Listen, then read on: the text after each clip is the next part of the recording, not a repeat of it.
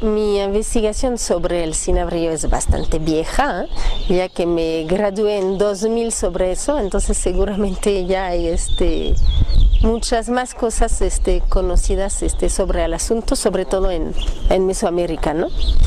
Entonces me enfoqué en particular a la cultura teotihuacana, porque pues es una de las culturas más importantes del clásico, pero hablando visualmente yo diría que es en la zona maya donde se encuentra más cantidad de cinabrio. Y entonces, bueno, investigué un poco otras culturas para saber si se usaba fuera de Mesoamérica y si el cinabrio se encuentra en muchas otras culturas. Lo tienes en China, usado por los romanos, por los griegos, y de manera general en otras partes, ¿no? En donde hay minas de cinabrio, en general, pues la gente que vivía cerca sí se usaba este mineral de diferentes maneras. Y entonces hay una mención en la prehistoria de uso de pigmentos rojos sobre los entierros. Sin embargo, no hay realmente identificación del mineral, entonces no sabemos si era el ocre rojo, la hematita o el cinabrio, pero podemos decir que desde que los hombres empezaron a enterrar sus muertos, ya estaba esta costumbre de cubrir ciertos huesos o huesos de ciertos individuos con mineral rojo. Julie, te agradezco muchísimo la oportunidad de esta entrevista, de este intercambio contigo. Y te comento que estamos rastreando el contacto con una experiencia trascendental, apoyados en una vía material, en este caso la cultura mesoamericana. Sabemos que la utilización del azufre y del mercurio con ciertos procedimientos y temperatura produjo esa intuición en épocas alejandrinas, en el medievo. El contacto con una experiencia mística que sucede al transformar la materia. Pero en realidad lo que también nos interesa es si el que operaba, el que trabajaba con el cinabrio se transformaba en su propia representación como operador.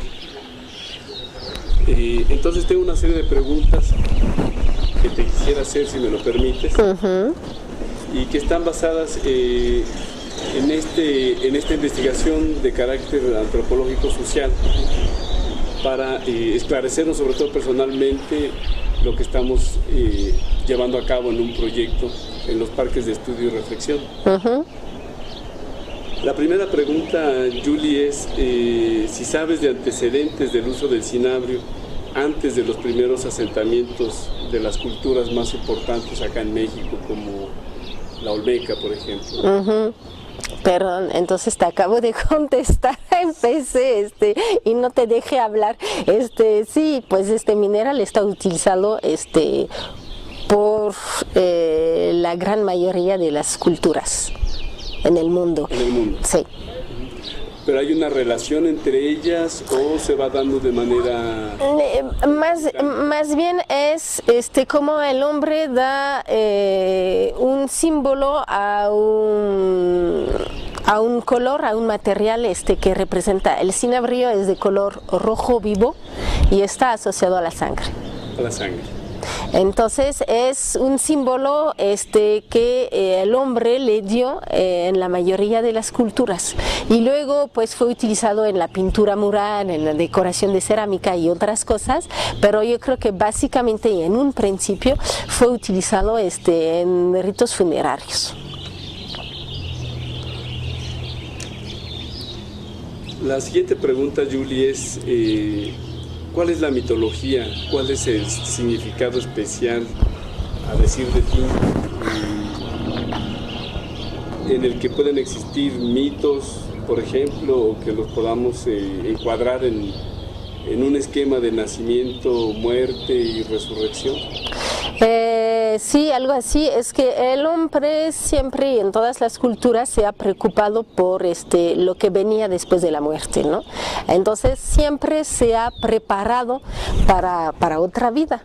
Entonces los entierros de individuos de alto estatus siempre están preparados en todos sus detalles para que pueda hacer este paso y luego tener otra vida. En el caso del cinabrillo, en muchos de estos entierros, sobre todo en Teotihuacán, pero también en la zona maya, por ejemplo, el mineral serviría para cubrir el individuo muerto, y era una manera de darle la sangre que iba a necesitar en su segunda vida.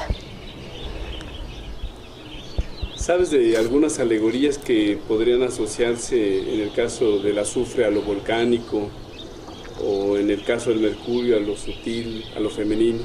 No, en la cultura teotihuacana y en varias de las culturas mesoamericanas no está comprobado que los teotihuacanos o otras culturas sabían del mercurio. No hay materiales arqueológicos que lo demuestren, ni la presencia de mercurio, ni la representación en pintura mural, en cerámica o demás. Y como estas culturas además no tenían escritos, o los pocos que tenemos no los sabemos traducir, toda esta cuestión no sabemos nada. Lo único que eventualmente se asociaría con el mercurio es los 2 o 3 ejemplos que existen de localización de mercurio en ofrendas en la zona maya, pero igual no sabemos si fue accidental o si realmente los mayas podían producir el mercurio a partir del cinabrillo, o incluso recolectarlo en la naturaleza, porque existe bajo su forma líquida también, ¿no? En minas de cinabrillo se pueden recolectar el mercurio. No tenemos realmente pruebas de esto. Realmente los casos en asociación con el mercurio son muy escasos. ¿En qué parte de la zona maya es esta ubicación que mencionas? A ver, los mencioné en mi tesis doctoral. Deben de ser 2 o 3 ejemplos. No sé si en Tikal, tal vez, y tal vez en Belice, 1 o 2 sitios mayas. Allá en la zona maya hay mucho cinabrillo, ¿no? Las minas incluso deben de estar cercas. Entonces, si tú vas a Palenque o a Copán, por ejemplo, hay cinabrillo en la pintura mural, en las ofrendas, en los entierros y demás. La cantidad es mucho más importante que aquí en Teotihuacán. Entonces, podían manejar, o más bien el manejo del cinabrillo era más frecuente. No quiero decir que es un pigmento común, sino que tal vez llegaron a hacer y a obtener otras cosas del cinabrillo, pero eso realmente no lo sabemos. Te digo, checa la tesis de esta muchacha norteamericana, que habla tal vez de algunas representaciones en la pintura mural o en la cerámica de ingestión del mercurio, pero más allá de esto realmente no hay textos, no hay pruebas de esto. ¿Tienes el nombre de la investigadora? ¿O eso más adelante me lo...? Sí, te lo consigo y te lo mando por correo. Muy bien. ¿Hay señales culturales de dioses que fueran andróginos? Aunque se habla de distintas representaciones, como el que te mencionaba hace rato, Tlazoteotl, que podía tener ese carácter dual, ¿no? Podía ser masculino o femenino. Ajá, sí. Sí, lo hay siempre, la dualidad entre el día, la noche, la vida, la muerte, siempre está representado, pero En asociación específicamente con el mercurio o el cinabrio no es realmente explícito. ¿Sabes de procedimientos que se usaron para obtener el mercurio y el azufre desde el cinabrio? Se calienta y se obtiene de esta manera. Por destilación. Ajá, sí, ahora te digo, no sé si lograron llegar a este nivel, los teotihuacanos o las demás culturas. No hay realmente nada que lo pueda indicar. En la zona del Soyatal, en las minas en las que estuve visitando, Ajá. vi un procedimiento que es bastante viejo, digamos, a decir, de los mineros, porque es una transmisión de los abuelos, donde se extrae de la mina, se le pone, se rompe en pedazos el mineral, se le pone una cal y se mete al horno y más o menos a 300 grados empieza a decantar el mercurio. Este procedimiento seguramente ya lo empezaron a utilizar a la época colonial. En la época colonial. Sí. Con toda la tecnología que trae. Ajá, sí. Pero antes realmente no tenemos ninguna información sobre esto. Se utilizaba, yo creo, el mercurio para limpiar o separar la plata de los demás minerales que se encontraban en estas minas. E incluso no era para el mercurio en sí, un uso específico del mercurio para ingestión o cosas así, sino era algo para utilizarse en otro procedimiento. Claro, entonces en el caso que mencionas, en la zona maya, de estos encuentros, esta investigadora norteamericana, pudo haber sido accidentalmente, ya que también el mercurio se encuentra de forma natural, ¿no? Sí, de manera natural, pero además de esto, las ofrendas se queman, los cuerpos se queman, hay muchas asociaciones con el fuego. Entonces, como hay mucho cinabrio y fuego y cinabrio, pudo obtenerse de manera accidental y sin que ni siquiera se dieran cuenta los individuos que lo manejaban, ¿no? Entonces realmente no hay ninguna información que yo sepa que fuera con un cierto propósito, ¿no?, de obtener el mercurio del cinabrio. Tú mencionas en tu artículo en Arqueología 40 que el cinabrio no es soluble al agua. Ajá. Y se usa en el caso de cerámica, cerámicas en objetos de identidad o de adorno personal, como son los besotes, arracadas, ¿no? En la pintura hemos visto fotografías de conchas marinas donde se agrega cinabrio. ¿Hay algún procedimiento que sepas? Nunca se ha logrado analizar algún aglutinante asociado con el cinabrio. En sí tiene una propiedad, se pega muy fácilmente. Si lo pones en una bolsa de plástico, se pega directo a la pared de plástico y entonces vacías tu bolsa y casi ya no hay cinabrio porque está todo pegado a la pared de plástico, pero que yo sepa no se ha podido analizar, y el problema es eso, es que por ejemplo al fresco, el pigmento que aplicas cuando está la superficie del estuco todavía mojada, permite encerrar el pigmento con el cinabrio. Probablemente se hizo posteriormente, una vez que el soporte fuera seco. Entonces el problema es que el cinabrio se cae fácilmente cuando ahora lo encontramos. Entonces probablemente en muchos objetos se ha utilizado para su decoración, pero ya no tenemos el cinabrio pegado, justamente porque a lo mejor lo que le pusieron para pegar el cinabrio no era suficiente para aglutinar las partículas de cinabrillo entre sí, ¿no? Entonces eso es el problema. Lo puedes encontrar más fácilmente en decoraciones encisas, porque como son huecas, el cinabrillo está encerrado en la incisión. Entonces en este caso sí es más fácil que se conserva. Y en cuanto a la pintura mural, realmente en Teotihuacán todo está pintado. Hay miles de pinturas murales y no hay cinabrillo, sino en una sola que he encontrado en un relleno, ni siquiera in situ, entonces pudo haber sido traída de otros lados. Entonces es muy difícil de explicar por qué.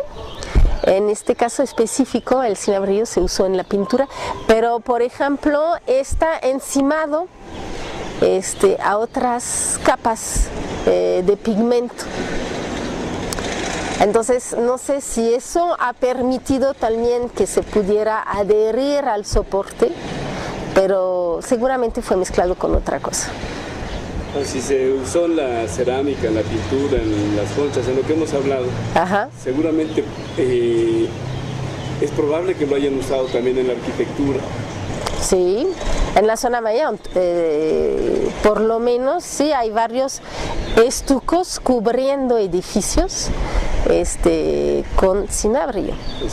Aquí no se ha encontrado hasta ahorita, nada más esta pintura, y probablemente estaba en un espacio interior, porque te decía que con la exposición al sol el cinabrillo se vuelve oscuro.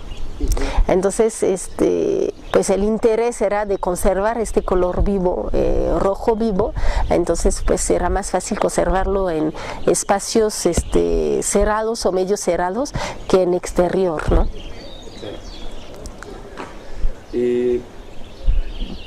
¿Tienes idea si hay algún momento en la cultura mesoamericana o específicamente en la teotihuacana donde podría reconocerse la inspiración o el contacto con una experiencia mística a través del uso del cinabro? Mira, seguramente tenían sustancias para entrar en trance o durante sus rituales y demás, ¿no? Pero como la mayoría son orgánicos, no tenemos mucha información al respecto. Yo creo que hay una persona First, creo, que escribió un libro sobre los alucinógenos y la mayoría son orgánicos. No sé si el mercurio o el cinabrillo era parte de esto a esta época, ¿no?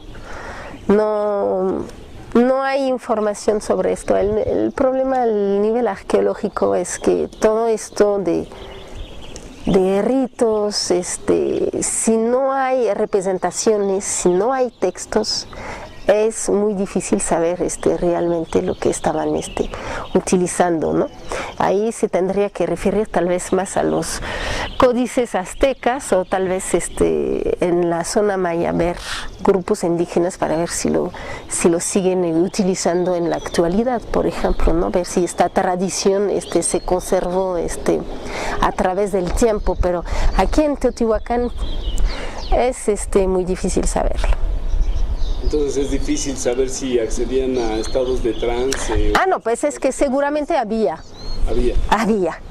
La cuestión es de saber qué usaban, quién lo usaba, en qué ritos lo usaban. Es nada más eso, pero en otras culturas sí debe de haber escritos sobre esto. Pero que sí fue utilizado el cinabrillo para esto. Eso que yo sepa, se habla más de hongos, plantas y cosas así que de minerales, pero ¿por qué no?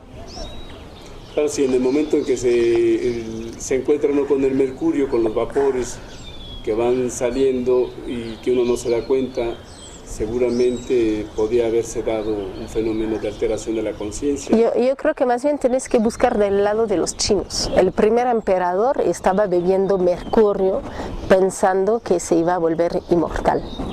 Claro, sí, Y ahí hay textos y está mencionado y lo sabemos. Claro. ¿Sí me entiendes? Entonces, tal vez de este lado de las culturas en China que estaban más avanzadas, yo creo, en este campo, sí habría posibilidad de saber lo que hacían con eso. Pero te digo, si hasta el primer emperador estaba bebiendo mercurio, es que sí, se sabía de su toxicidad entre comillas y pues seguramente de lo a qué podían llegar con bebiendo esta sustancia, ¿no?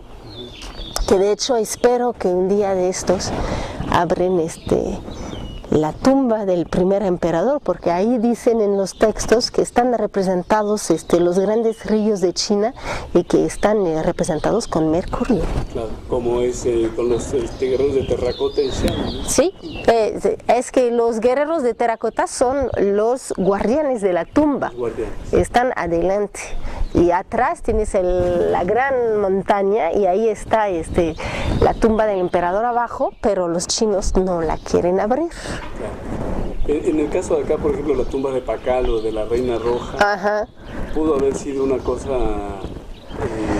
parecida, una similitud. No se ha encontrado mercurio en las dos tumbas. Está repleto de cinabrio, pero más bien todo el cuerpo está cubierto, los ornamentos y demás, la máscara que cubría el individuo, todo está cubierto de cinabrio, más bien en el principio de darle vida después de la muerte, ¿no? Pero que mercurio, que yo sepa, no se ha localizado en estas dos tumbas. Entonces cobra fuerza esa interpretación que comentabas tú hace un momento sobre el ponerle sobre el cuerpo muerto ya una cantidad enorme de cinabrio para darle sangre, sí, y que pudiera tenerla en la otra vida y poder existir, digamos, de otra manera, ¿no? Sí, es un mineral sagrado y por su color está utilizado, es decir, no vas a usar otro pigmento rojo que no es el cinabrio. Fue más, el cinabrio fue más importante que el oro, la obsidiana, el sílex o pedernal en algún momento de este proceso de las culturas mesoamericanas. Seguramente tuvo un gran valor en lo que estaba utilizado, ¿no? En Teotihuacán no tenemos oro, pero por ejemplo el jade también es considerado como el oro de los teotihuacanos, ¿no? Entonces el jade y yo diría al mismo nivel el cinabrio fueron minerales asociados a los gobernantes y la élite de Teotihuacán, sin duda. O sea, nunca a nivel popular. No. O a lo mejor en muy poca cantidad, pero otra vez sería en un grupo más de bajo estatus, sería el individuo más importante de este grupo, vamos a decir. Pero en general el acceso está restringido. Entonces está sobre todo asociado a la élite, en primer lugar. ¿Tienes idea si entre las culturas se copiaron el uso del cinabrio para ritos funerarios o cada cultura tuvo su impronta? Porque se sabe que los teotihuacanos comercializaban el cinabrio con los huastecos y lo traían de allá, y se habla de que se encontraron allá extrayendo el cinabrio, ¿no? Híjole, es bien difícil saber cómo llegan las tradiciones, si nacen en un lugar o si se retoman de otros lugares. El hecho es que como el cinabrio se ha utilizado en varias culturas en el mundo, tú no puedes decir que la tradición pasó de una cultura a la otra, sino más bien que unos hombres en ciertos lugares del mundo tuvieron la misma idea al mismo tiempo, más bien. Y aquí en Mesoamérica pues pudo ser también una tradición que pasó de cultura a cultura, porque desde los olmecas se usa el cinabrio. Claro. Hay datos de que Paracelso inicia un tratamiento de la sífilis en el tema de la salud con abluciones de mercurio. Sí. ¿Hay algún dato o información de si lo usaron para cuestiones de salud en la cultura mesoamericana? No. Ninguna información se ha encontrado sobre los huesos, pero al nivel ritual, no al nivel, bueno, que yo sepa, para curar alguna enfermedad. Ahí sí no tenemos referencias tampoco sobre el asunto. Ahora, pudo haber habido tatuajes a base de cinabrillo. Obviamente eso, por la toxicidad del cinabrillo, puede provocar comezón y algunas reacciones de la piel. No sé si más allá de eso lo hayan utilizado en la medicina para curar algo, ¿no? Su toxicidad, bueno, siempre algo tóxico puede servir en la medicina, pero es una cuestión de dosis, ¿no? Y de la cantidad que está utilizada para curar las enfermedades, pero ahí no tenemos ninguna información tampoco sobre esto. Sobre la medicina teotihuacana es muy poca información ni representación de eso tenemos. No. ¿Tienes idea de si hubo ceremonias de iniciación donde se puedan tener registros gráficos escritos de la utilización de algunos de estos elementos, tanto el azufre como el mercurio, su conjunción como cinabrio? Es que es bastante difícil interpretar la pintura teotihuacana, por ejemplo, porque es abstracta, simbólica, religiosa, y no siempre hasta los especialistas la pueden leer. Lo que sabemos, por ejemplo, es que sí hay muchos materiales utilizados, por ejemplo, en las volutas del hablar de los sacerdotes, pero no siempre se ha podido identificar a qué corresponden. Entonces, si se ha utilizado, es difícil saberlo. Por ejemplo, el sacerdote tiene su bolsa y pensamos siempre que es la bolsa de copal, ¿no? Que es el incienso para utilizar en las ceremonias, y lo sabemos porque los aztecas lo utilizaban también, pero en estas bolsas pudo haber otras sustancias, pero pues no tenemos registro, nada más tenemos la representación de la bolsa en la pintura mural. Entonces realmente tampoco de eso tenemos información. Finalmente, Julie, tú como arqueóloga, con la experiencia y seguramente con esa relación con otros colegas, ¿es posible deducir el tipo de instrumental que se usaba para trabajar con el cinabrio?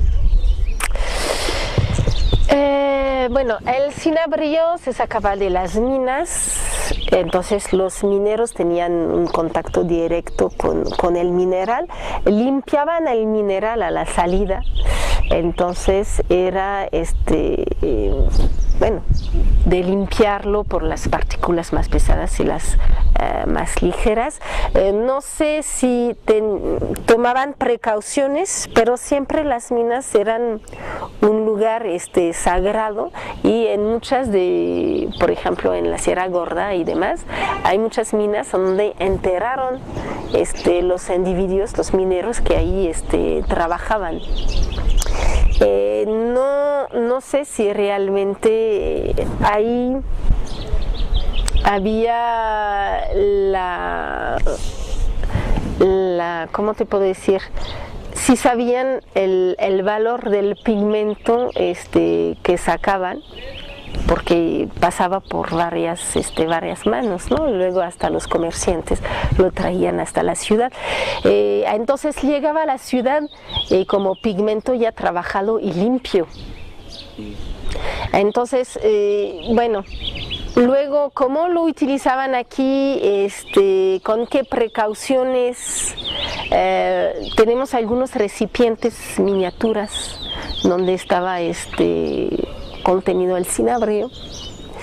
Por ejemplo, para la pintura mural, a lo mejor directamente lo agarraban del recipiente con un pincel o algo así, pero más allá de esto, no sabemos realmente en qué estaba contenido, dónde estaba almacenado y cómo lo trabajaban, pero no sé si realmente hay mucho trabajo, porque como llegaba así en polvo y limpio, pues para los ritos lo utilizaban tal cual. Entonces era de agarrarlo con la mano o tal vez otro instrumento y esparcirlo sobre las ofrendas o el cuerpo. Realmente no había mayor trabajo de este mineral.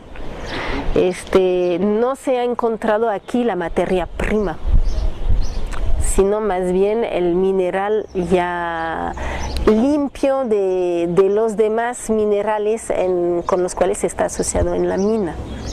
Entonces el trabajo sería más bien a la salida de la mina, más que aquí en el sitio directamente, sino sería en sus usos. Sigue haciendo hoy en día, digamos, se sale de la bocamina, están los hornos ahí inmediatamente, se procesa, se decanta el mercurio. Ajá, sí.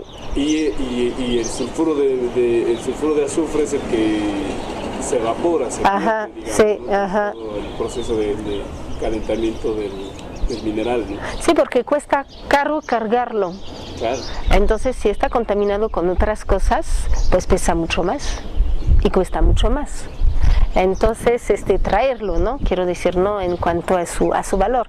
Entonces, sí, la mayoría del tiempo, viendo también a los demás pigmentos, por ejemplo, probablemente estaban todos limpiados desde la mina, preparados para ya ser casi utilizados.